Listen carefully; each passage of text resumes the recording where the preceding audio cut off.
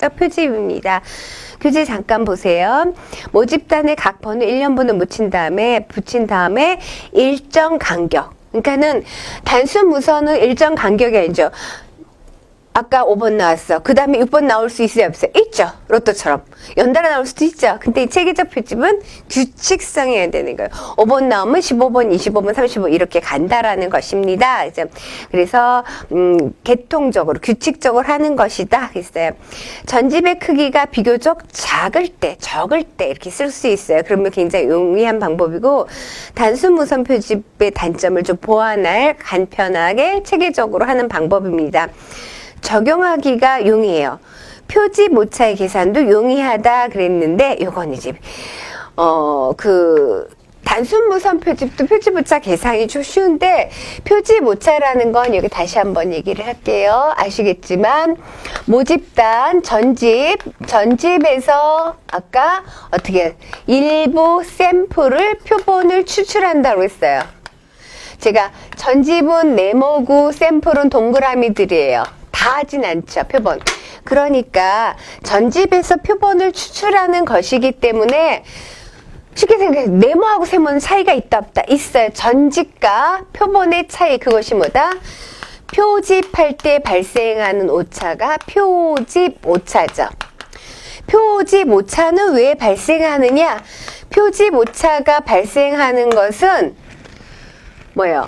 표본이, 샘플이 모집단, 전집이 모집단이 아니기 때문에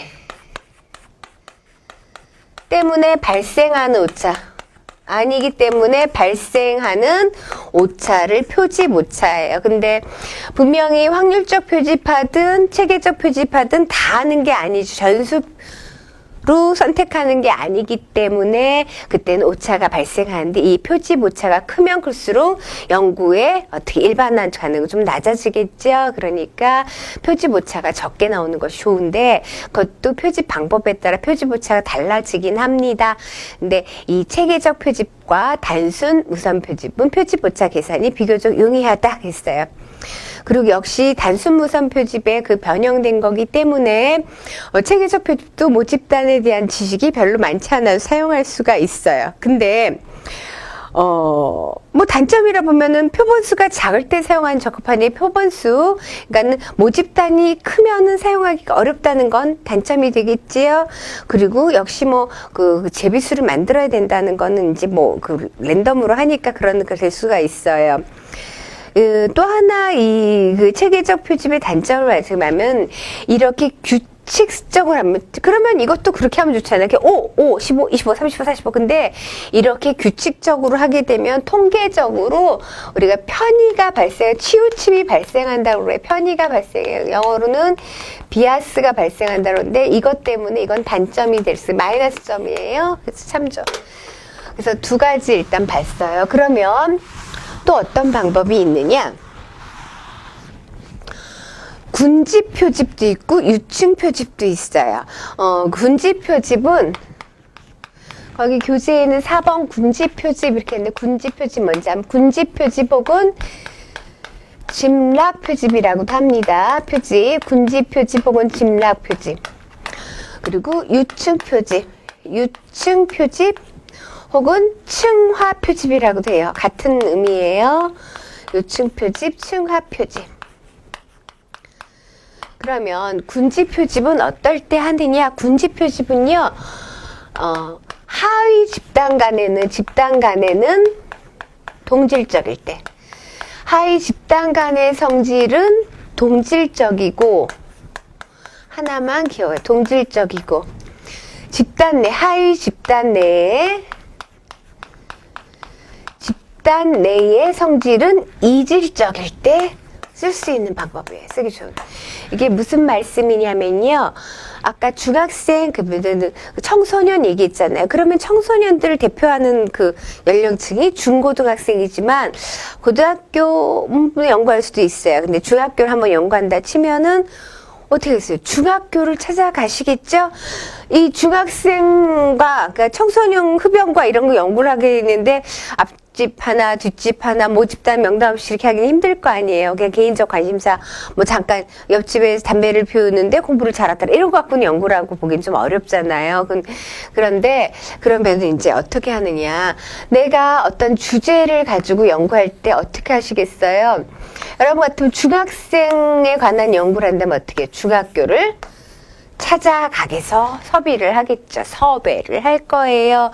섭외를 하는데 여기도 A 중학교, B 중학교, C 중학교를 섭외를 했다 치면 A도 중딩, B도 중딩, C도 중딩이에요. 그러니까 이 집단 간의 성질이 다 중학생 동질적이에요.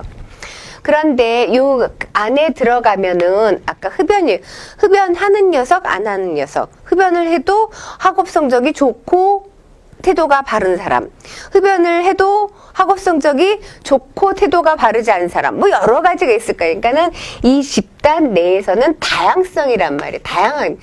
그럴 때 선택된 몇 개의 집단을 이렇게 분리해 놓고 여기에 있는 것을 왜 군집이냐? 한꺼번에 군집으로 끄집어내는 방법이에요. 근데 사례수를 한꺼번에 얻어내는 방법. 그럼 유추해보면 단순 무수한 표집보다 굉장히 경제적으로 이게 끄집어낼 수 있어. 표본을 추출할 수 있는데, 근데 이 덩어리가 A 중학교가 모집단 전체 그 청소년들의 특성을 제대로 대표하지 못한다면 뭐가 많이 발생해요? 표집 오차가 많이 발생할 가능성이 있는 거가 되겠죠. 그러면 유층 표집, 층하 표집은 뭐냐? 이거는 유층, 층하라는 거 하위 집단 간에는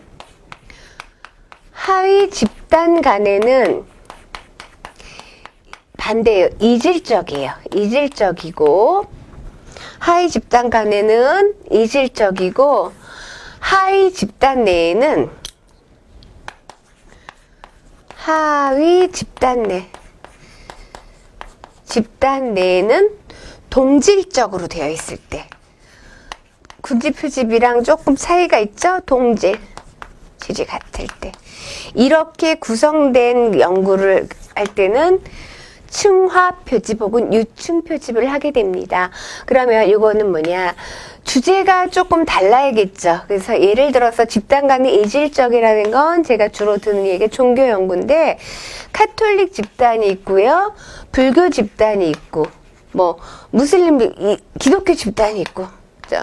그러면 종교와 어떤 상관의 연구를 하고 싶을 때 나누는 거예요. 카톨릭, 불교, 기독교. 그럼 이 집단 간에는 성질은 어때요? 카톨릭, 불교 이질적이에요.